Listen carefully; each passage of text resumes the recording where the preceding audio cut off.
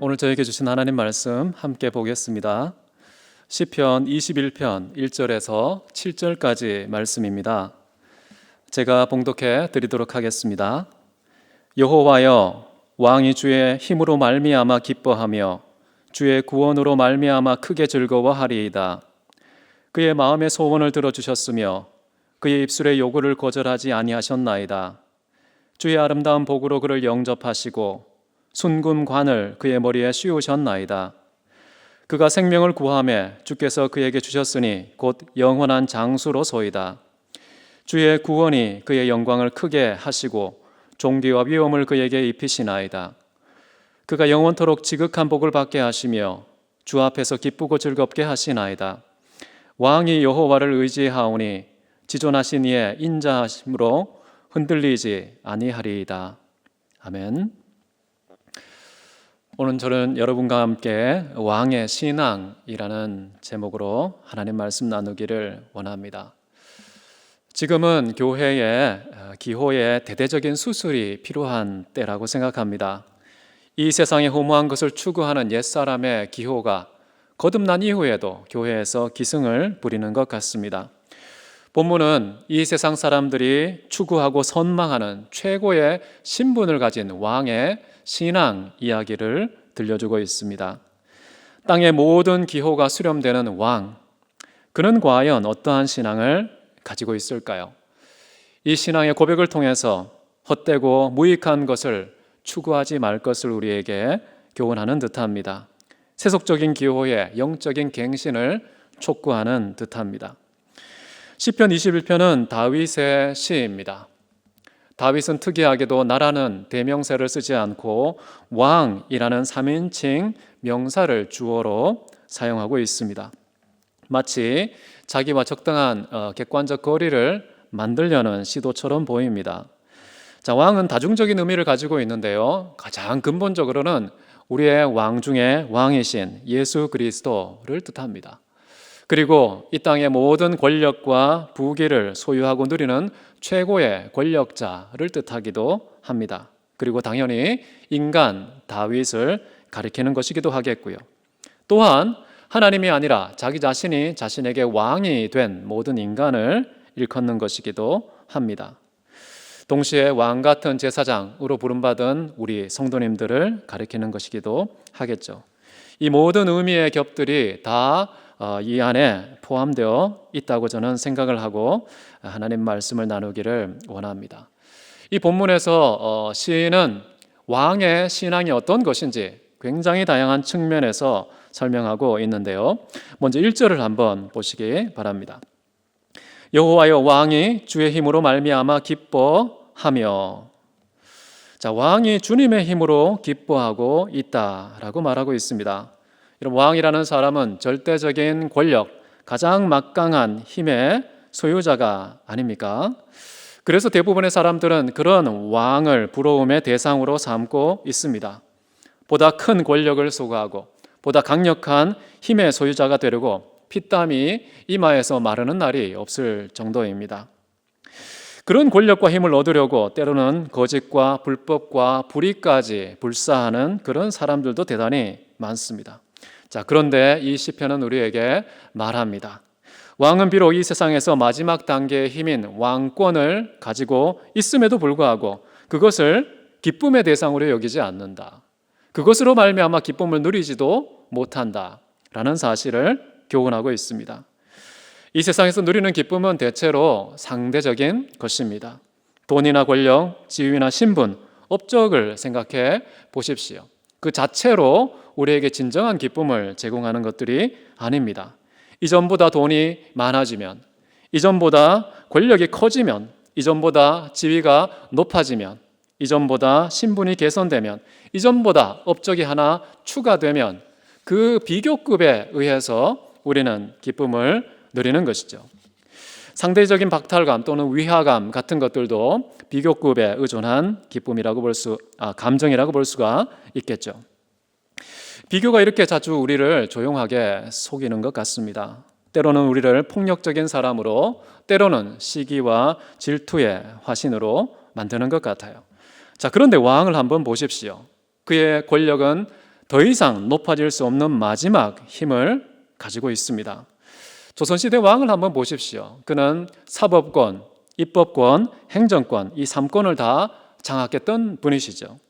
심판권과 형벌권, 사면권까지도 손아귀에 가지고 있었던 왕의 신분이었습니다. 심지어 왕과 대신들의 생명과 죽음도 좌우할 수 있는 생사 여탈권도 그에게 있습니다. 여러분, 이보다 더 막대한 힘은 없을 것입니다.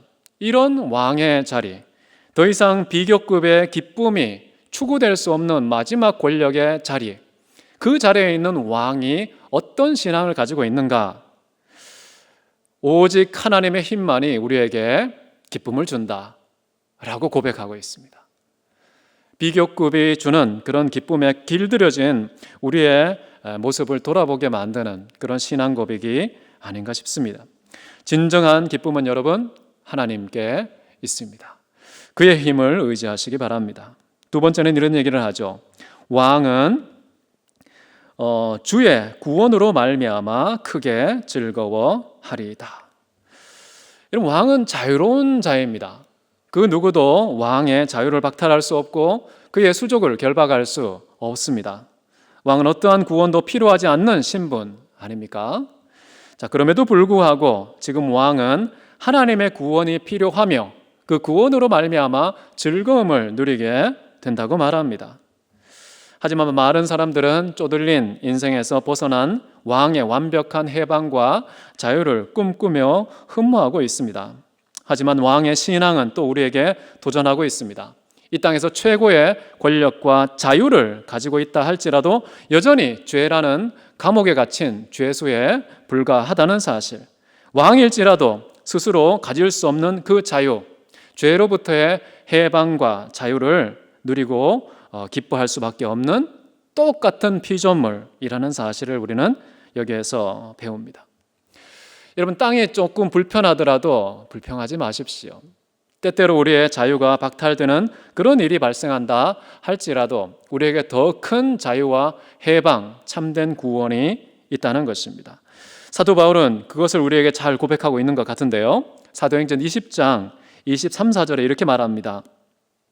오직 성령이 각 성에서 내게 증언하여 결박과 환난이 나를 기다린다 하시나 내가 달려갈 길과 주 예수께 받은 사명, 하나님의 은혜의 복음 증거하는 일을 마치려 하면은 나의 생명을 조금 더 귀한 것으로 여기지 않는다라고 고백하고 있습니다.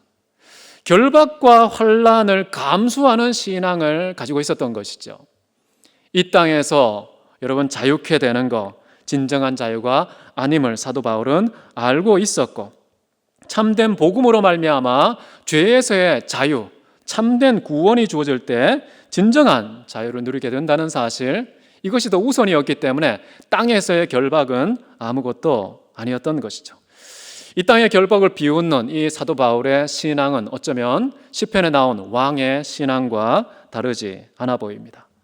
그 다음 2절을 한번 보십시오. 그의 마음의 소원을 들어주셨으며 그의 입술의 요구를 거절하지 아니하셨나이다. 자, 왕은 자기가 원하는 것 다 가지는 사람 아닙니까? 가고 싶은 곳 언제든지 마음대로 갈 수 있는 사람 아닙니까? 바라는 것, 소원하는 것, 계획 세운 것 다 성취할 수 있는 그런 사람이라는 것입니다. 그럼에도 불구하고 왕일지라도 여전히 인간 스스로는 해결하지 못하는, 오직 하나님에 의해서만 성취될 수 있는, 하나님에 의해서만 해결되는 그런 마음의 갈증과 소원을 가지고 있다는 것이죠. 하나님께서는 물론 우리의 모든 생명체에게 필요한 것들을 채워 주십니다. 그래서 우리의 마음의 소원을 다 들어주시죠. 시편 145편에도 이렇게 기록되어 있습니다. 모든 사람의 눈이 주를 기다리고 주는 때를 따라 그들에게 먹을 것을 주십니다. 당신의 손을 펴시고 모든 생물의 소원을 만족하게 하시나이다. 자, 그런데 왕의 신앙은 우리에게 보여주는 것이 무엇입니까? 이러한 모든 생물들에게 식물, 먹거리를 제공하는 그런 식물에 대한 소원이 아니라는 사실을 확인할 수 있습니다. 자, 그렇다면 이 땅의 것이 아니라 하늘에서 주어지는 그런 소원을 말하는 것이겠죠. 저도 느끼지만 대부분의 사람들은 하늘의 것이든지 이 땅의 소원이든지 가리지 않고 소원이 성취되지 않으면 상처를 받습니다. 소원이 성취되면 우리 영혼에 큰 기쁨을 얻는 것이 사실입니다. 그래서 잠언 13장 12절에는 이런 말도 합니다. 소망이 더디게 성취되면 그것이 마음을 상하게 하거니와 소원이 성취되는 것은 곧 생명 남으니라. 자, 소원은 성취되라고 있는 것이고 성취될 때에 비로소 우리 마음의 생명처럼 우리를 회복시킨다라는 것입니다. 자, 그런데 도대체 어떠한 소원을 품으면 하나님께서 성취시켜 주셔서 우리의 마음이 상하지 않을 수가 있을까요? 하나님께서는 당신이 소원을 성취해 주신다고 한 대상들이 있는데요. 성경에 보면 여호와를 경외하는 자의 소원을 들으신다. 그를 기뻐하는 자의 소원을 들으신다. 겸손한 자의 소원, 의로운 자의 소원을 들어주신다고 말합니다. 하나님께서 들어주시는 그 소원은 인간의 상태가 우선이라는 뜻이겠죠. 그 다음에 어떤 소원의 내용을 추구해야 하는가? 자, 그것은 사도 바울이 말한 것처럼 우리가 마땅히 구해야 될 소원으로서 성령의 열매를 열거하고 있습니다. 사랑, 희락, 화평, 오래 참음, 자비, 양성, 충성, 온유와 절제라는 그런 소원을 여러분 가슴에 품으시기 바랍니다. 이것은 사람이 스스로 이룰 수 있는 게 아닙니다. 오직 성령만이 이루어줄 수 있는 그런 소원들이라는 것이죠. 이런 소원들을 가슴에 품고 있으면요, 하나님께서는 매 순간마다 이 소원을 다 성취시켜 주실 것입니다. 하나님이 원하시는 소원이기 때문이죠. 그렇게 되면 소원이 성취되면 어떻게 된다고 그랬습니까? 우리의 영혼의 생명나무와 같다고 했죠. 그래서 우리의 영혼에는 먹구름이 낄 시간이 없을 것입니다. 늘 눈부신 밝은 햇살이 수북히 쌓이는 그런 인생을 살아가게 된다는 것이죠. 우리는 오늘 고백된 왕의 소원을 통해서 우리의 영혼의 생기와 밝은 행복을 주기 위해서는 소원의 관리가 필요하다는 것을 알 수 있습니다. 왕으로서 취할 수 있는 그 모든 소원과 차별화된 하늘의 소원을 가슴에 품을 때에 진정한 영혼의 생기를 얻게 된다는 것이죠. 그러나 성령의 열매가 아닌 다른 어떤 것을 가슴에 소원으로 품는 순간 그 자체로 실망과 슬픔의 준비일 가능성이 높아 보입니다. 3절을 한번 보십시오.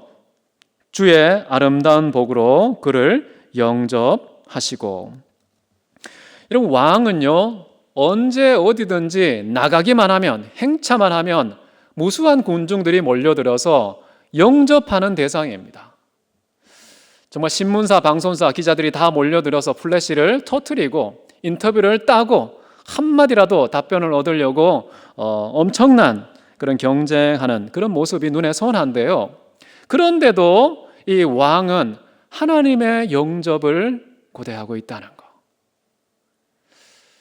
오늘날처럼 왕이 SNS를 한다면요, 구독, 좋아요, 조회수, 아마 댓글 세례를 한 몸에 다 받을 수 있는 그런 신분을 갖고 있음에도 불구하고 인간이 주는 그런 영접의 내용은 참된 만족을 주지 못한다는 것이 왕의 신앙 고백인 것입니다.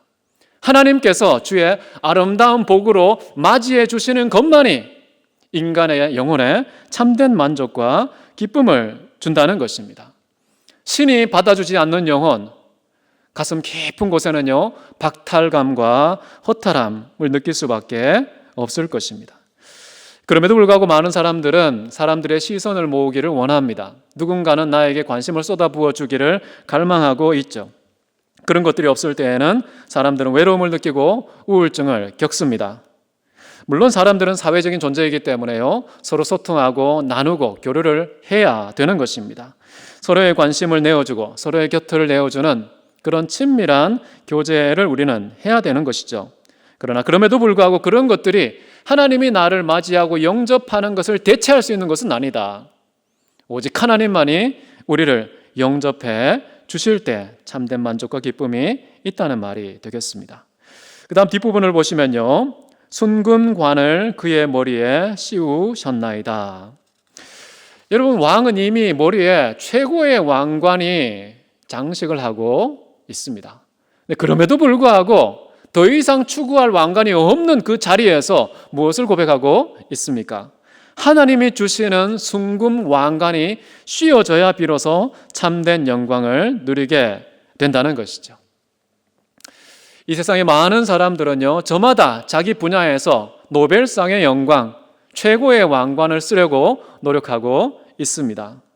자, 그런데 재계나 정계나 예능계나 학계나 그 어떤 분야든지 이 세상에 사람들이 주는 최고의 영광을 쓴다고 할지라도 여전히 우리에게 만족을 주는 것은 아니다.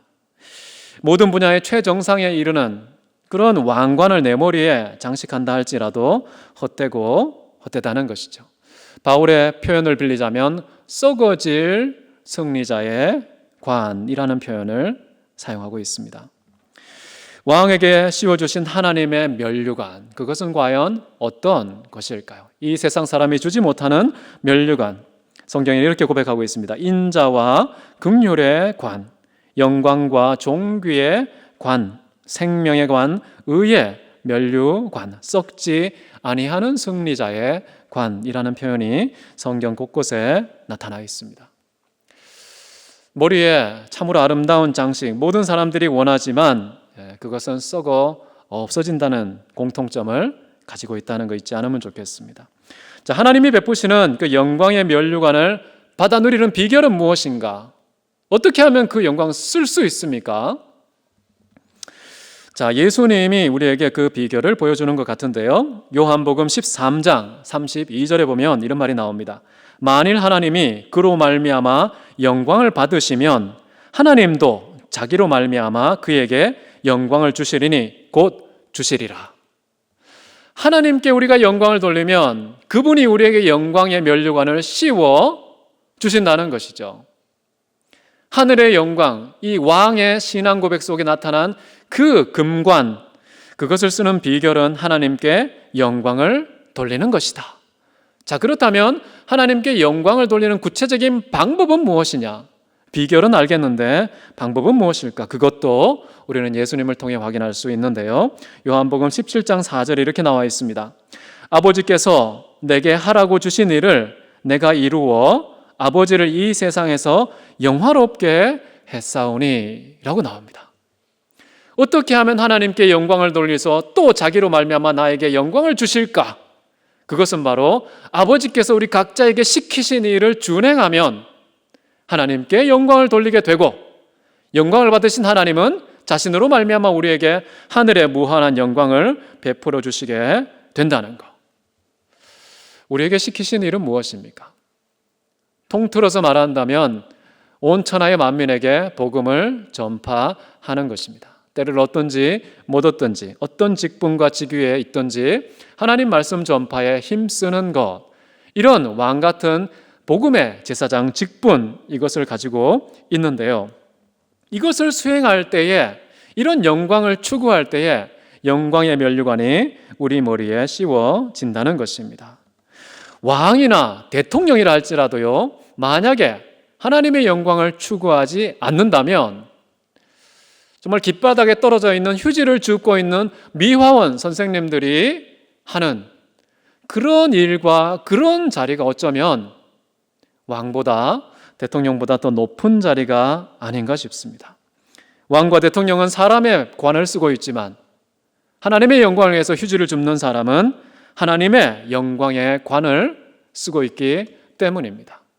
우리가 믿음의 눈으로 그런 권력의 높낮이를 분간할 수 있어야 한다고 생각을 합니다. 안타까운 것은 하나님의 영광보다 사람의 영광을 구하는 사람이 너무나도 많다는 그런 사실. 심지어 교회 안에서도 사람 앞에서 높아지고 싶지 하나님께 무슨 그 영광의 면류관 따위를 구하느냐, 그런 태도를 취하는 신앙인도 대단히 많다는 건 참으로 안타까운 일 같습니다.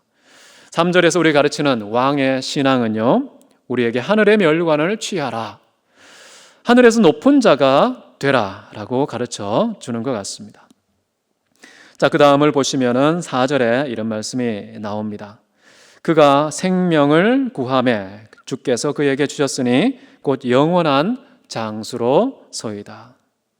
자, 왕은 지금 하나님께 생명을 구하고 있습니다. 살려달라고, 좀 더 살게 해달라고 하나님께 기도를 드립니다.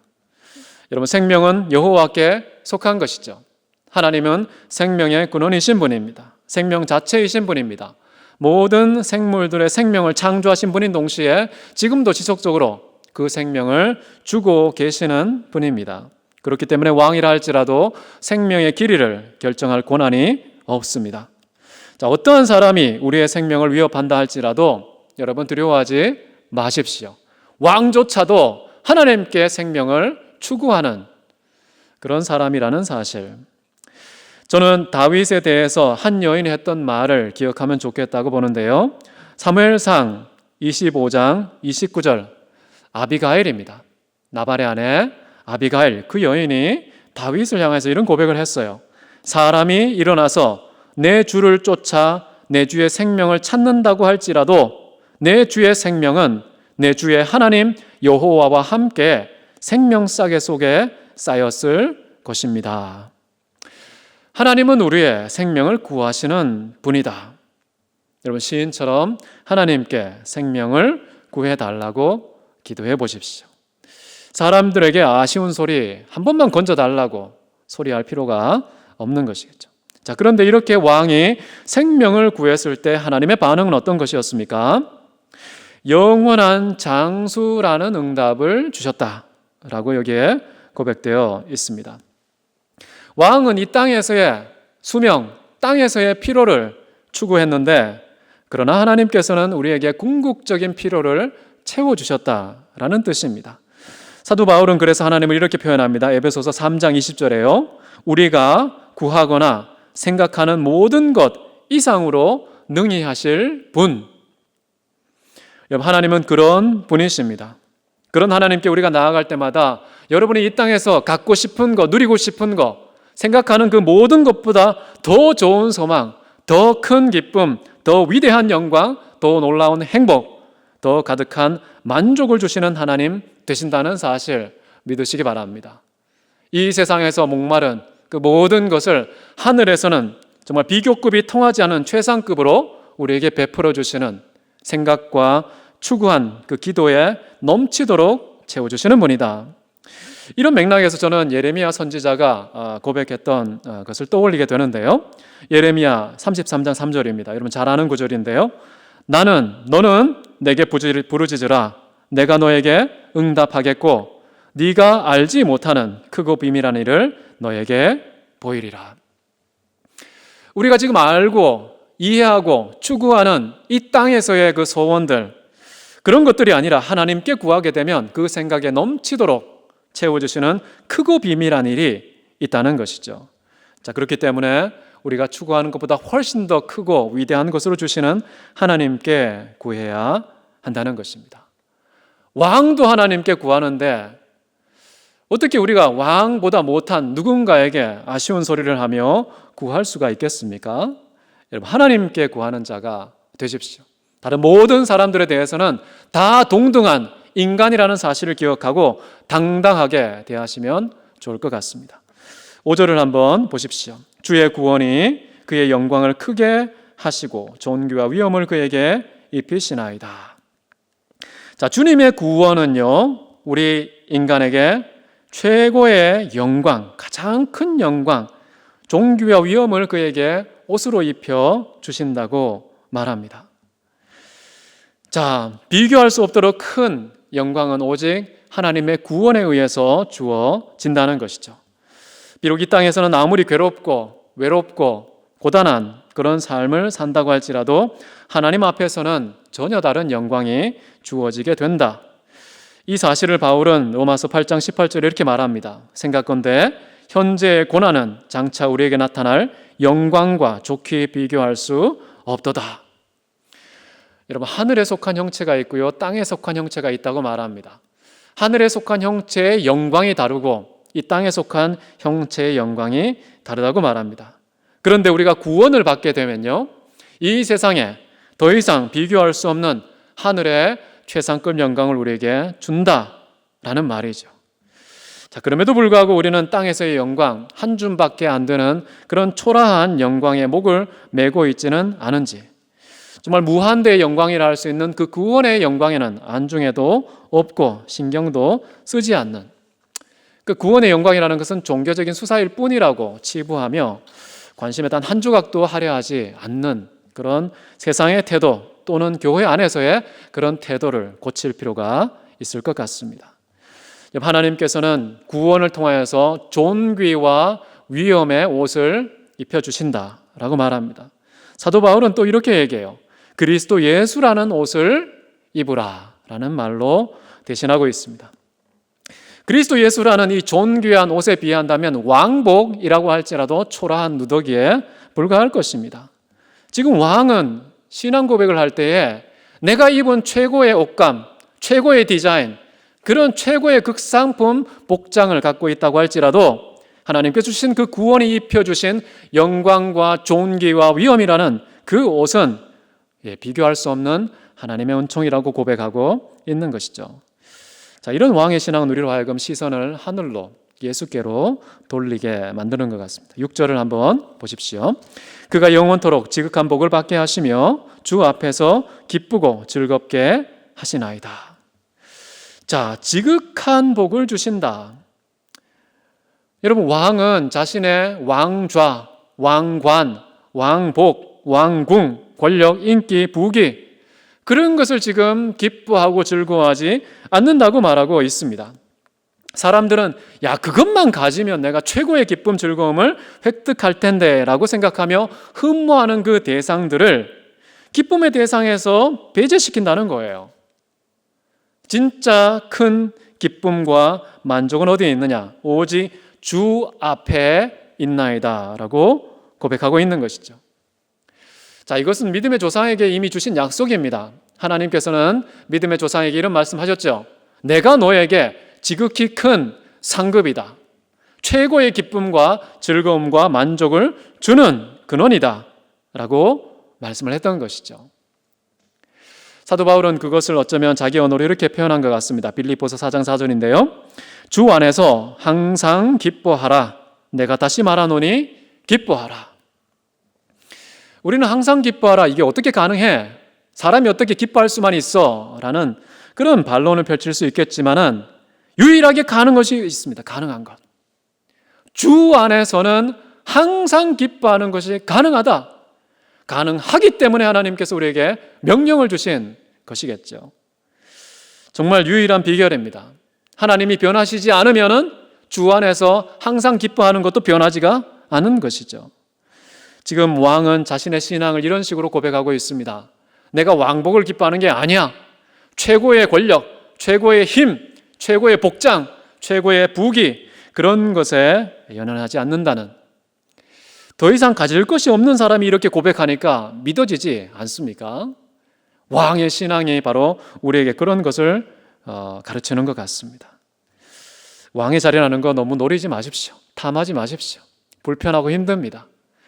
어떤 대표가 된다는 것은 가장 무거운 책임과 의무를 가진 자가 되는 것입니다.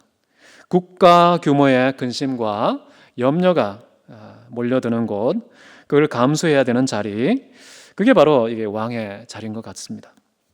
자, 마지막 7절을 한번 보십시오. 왕은 여호와를 의지하오니 지존하신 이의 인자하심으로 흔들리지 아니하리이다. 자, 왕이 의지를 하다니요. 모든 사람이 의지하고 싶은 대상이 왕인데 정작 그 왕이 불완전한 존재라고 고백하고 있습니다. 누군가를 의지하고 있다고 말하고 있는 것이죠. 여러분, 인간은요 스스로 존재할 수 없습니다. 스스로 존립할 수도 없습니다. 모든 피조물은 절대자에 대한 의존성을 가지고 있는 것이죠. 당연히 왕도 예배가 될 수가 없는 것입니다. 그의 보호자도 지극히 존귀하신 하나님께 의지하고 있다는 것.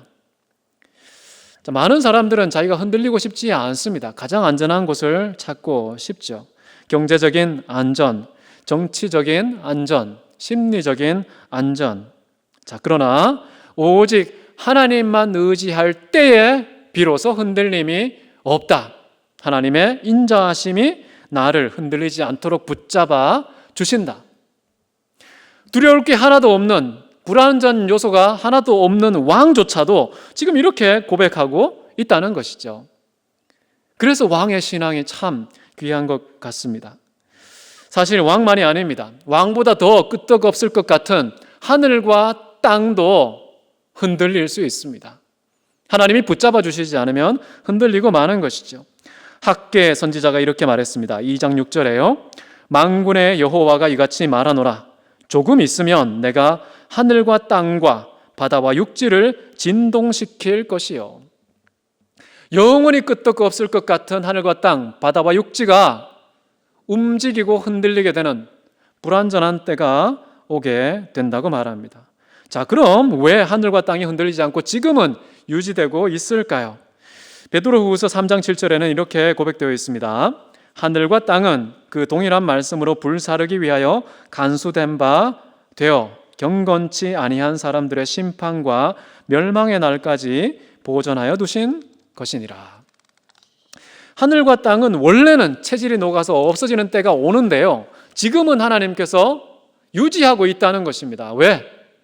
멸망의 자녀들이 가능하면 죽게 돌아오도록, 영원한 생명의 수혜가 될 수 있도록 끝까지 지키고 기다리고 인내하시는 그 하나님의 긍휼과 자비가 무궁하기 때문에 마치 하늘과 땅도 무궁한 것처럼 변치 않아 보이는 것이다 라고 가르치고 있는 것이죠.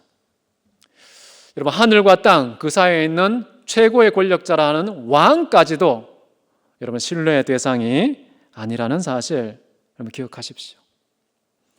인생에 흔들림이 없으려면 유일하게 우리가 의지할 수 있는 대상은 하나님밖에 없다는 것입니다. 그분만을 의지할 때 우리는 결코 흔들림이 없다. 이것이 왕의 고백입니다.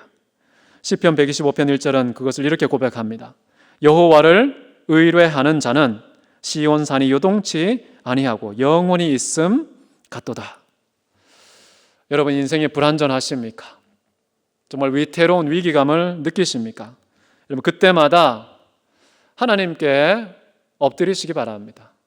정말 인생이 휘청거릴 때에는 하나님만 의지해야 될 때라는 사실을 우리에게 촉구하고 있습니다.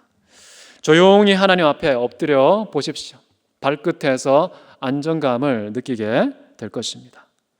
자, 끝으로 제가 나누고 싶은 왕의 신앙이 주는 교훈은요, 오직 하나님 앞에서만 평등과 공평이 있다는 것입니다. 물론 우리는 하나님의 공의와 정의, 평등과 공평을 모든 삶의 현장에서 추구해야 됩니다. 자, 그럼에도 불구하고 우리의 방향성은 분명하지만 이 땅에서는 결코 그런 공평, 경제적인 평등, 정치적인 공평, 사회적인 정의는 이루어질 수 없는 그림의 떡이다 라고 저는 생각합니다. 물론 이 땅에서의 비교 속에서 보다 괜찮은 정의와 공평이 곳곳에 눈에 띄는 것은 사실입니다. 그러나 거기에는 진정한 만족이 없습니다. 곧장 불평과 탄식이 고개를 내미는 것이죠. 자, 그러나 하나님 앞에서는요, 인간이 부와 명예와 권력과 외모와 가문에 의한 차별이 전혀 없는 공평이 구현된다는 것입니다. 비록 왕이라 할지라도 만족하지 못하고 하나님의 힘과 구원을 고대하고 있습니다. 하나님의 영접, 하늘의 면류관, 영원한 생명, 하늘의 영광, 존귀, 위엄의 옷을, 하늘의 영원하고 지극한 그 복을, 하나님의 인자함을 갈망하고 있다는 것이죠. 마치 하나님 앞에서는 모든 존재가, 심지어 왕이라 할지라도 벌거벗은 자가 되는 것 같습니다.